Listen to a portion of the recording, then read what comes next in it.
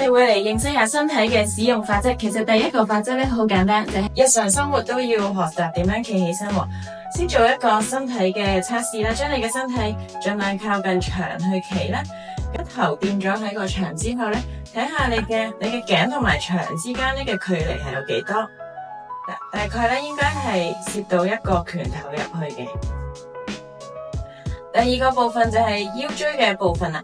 首先咧，你個頭後尾枕背脊黐住個牆，然後腰睇下可唔可以攝到一個手掌。你見到咧，如果好埋咁樣睇咧，其實係有條罅㗎喎。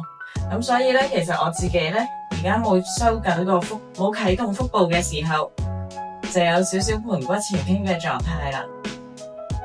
耳仔、膊頭、盆骨同埋腳踭咧係成一直線嘅。但其實咧係我哋人體最基礎嘅力線嚟嘅。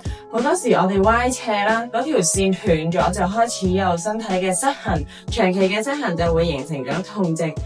第一個練習就係學習提醒自己將重心移返去腳踭。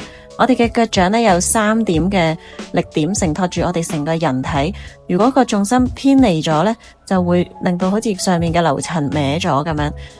但係咧，我哋日常生活其實只需要提我哋自己將重心移去腳踭後面，上面嘅樓層，即係我哋嘅腰盤啦、胸腔啦，就好似層層疊咁樣咧，識得相對咁樣搭返正啦。擺好之後咧，我哋嘅膊頭想象咧係向後捲一捲，然後放鬆就得啦。當然唔好聳肩啦，但係都唔使刻意夾背。下壓我哋嘅肩膀都唔需要嘅。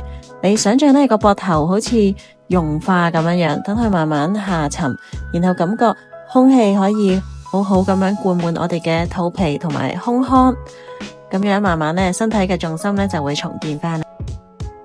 重心移向腳踭，一個咩道具都唔需要嘅練習送俾大家啦。